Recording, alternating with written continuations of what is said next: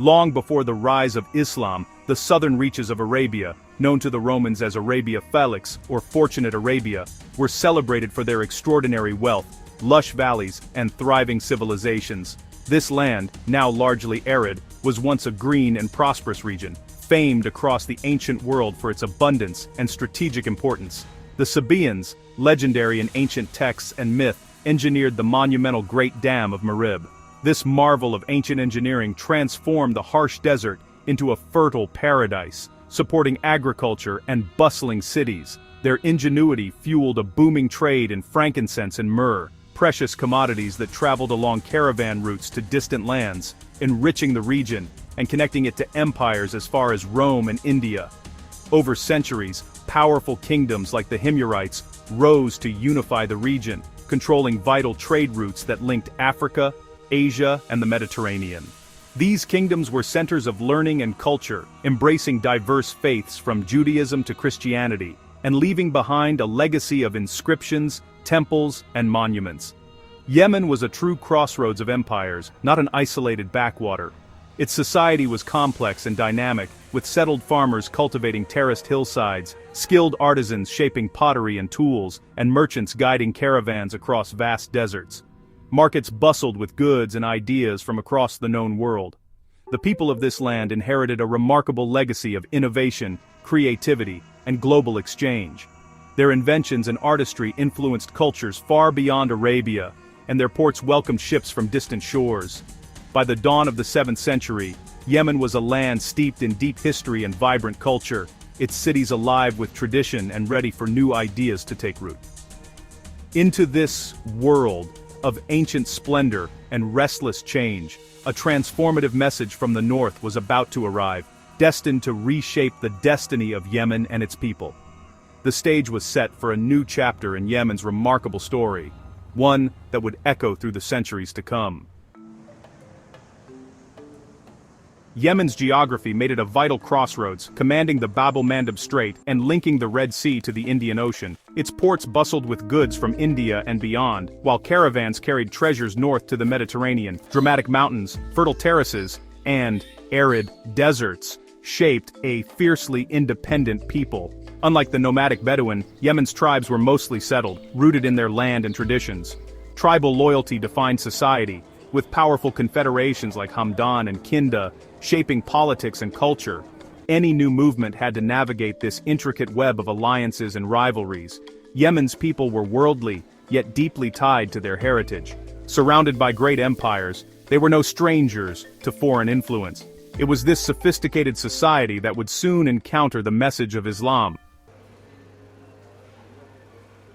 As Islam took root in the sacred cities of Medina and Mecca, its message began to radiate outward, reaching distant lands and diverse peoples. The Prophet Muhammad, understanding the significance of neighboring regions, turned his attention to Yemen, a land known for its rich history, vibrant culture, and strategic location at the crossroads of ancient trade routes.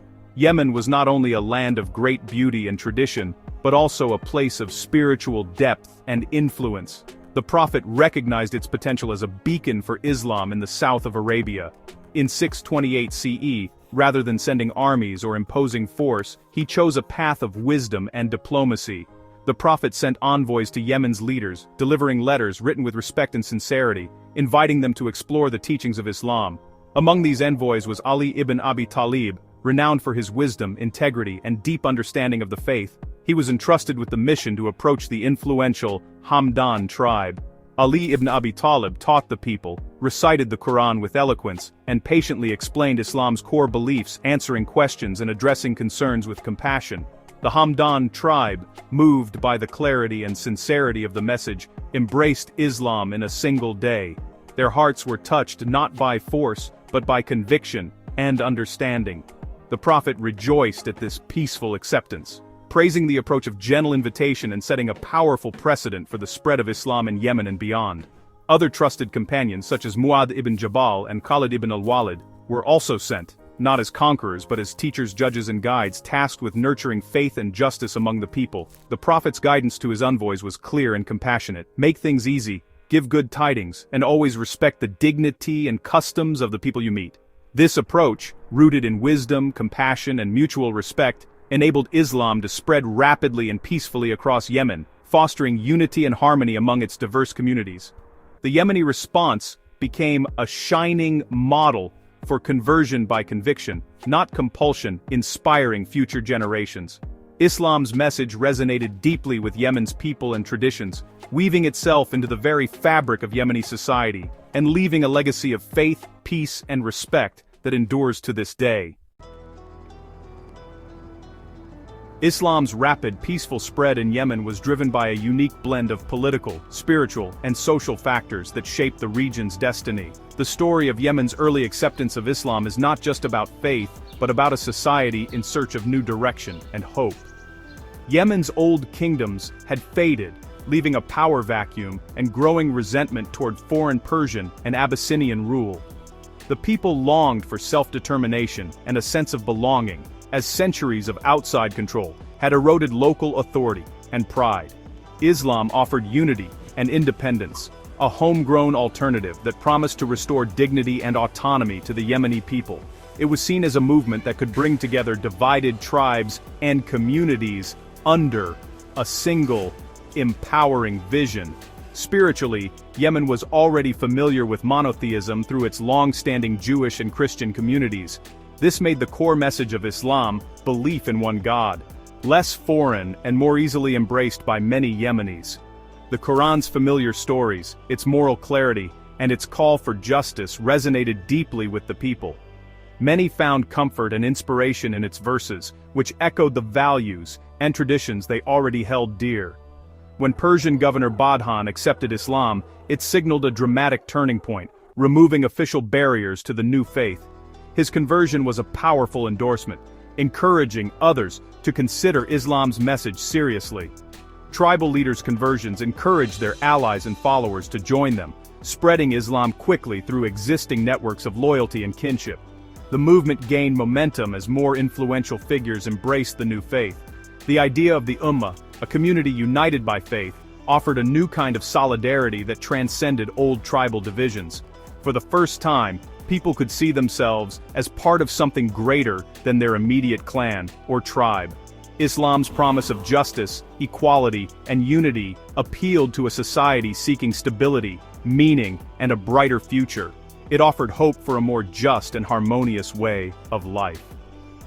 Yemen's embrace of Islam was both a political and spiritual transformation, marking the dawn of a new era for its people and setting the stage for centuries of cultural and religious development. After embracing Islam, Yemen was integrated into the Islamic State, not as a conquered land but as a valued partner. Local leaders governed alongside companions like Mu'adh ibn Jabal, establishing Islamic law and collecting zakat. Yemenis became vital contributors, soldiers, scholars, and administrators in the expanding Muslim world. Large contingents joined campaigns in the Levant, Iraq, and Egypt, earning a reputation for courage and faith. Yemenis helped build new cities and administrative systems, drawing on their settled literate traditions. Their scholars transmitted Islamic knowledge across the empire. As migrants, they helped shape the Arab and Islamic identity of new lands. Yemen's early commitment left a lasting mark on the fabric of the Islamic world. Islam transformed Yemen's society, replacing tribal laws and foreign edicts with the unifying framework of Sharia. Justice, equity, and consultation became the new standards of governance. Authority now rested on piety and knowledge, not just lineage or might. Tribal loyalties were redefined under the greater unity of the Ummah. Mosques became centers of worship, learning, and community life. Arabic, the language of the Quran, unified Yemen with the wider Islamic world. Yemen's identity evolved, proudly rooted in its past, but fundamentally Islamic in values and worldview. Ancient achievements were reinterpreted as part of a greater Islamic destiny. This new identity gave Yemen a unique and enduring place in Islamic civilization. Yemen's early, peaceful acceptance of Islam was pivotal in Islamic history. The Prophet praised the people of Yemen, recognizing their faith and character. Yemenists became builders and propagators of the new faith, soldiers, scholars, and administrators. Their influence reached from Egypt and North Africa to Indonesia. Yemen's model of conversion, by invitation and conviction, set a precedent for Islam's universal message. The integration of Yemen showed Islam's power to unite diverse peoples. Ancient mosques still stand as witnesses to this legacy. Yemen's story is a reminder of the diverse roots and enduring strength of the Islamic world. Arabia Felix's embrace of Islam remains a central chapter in the faith's global journey.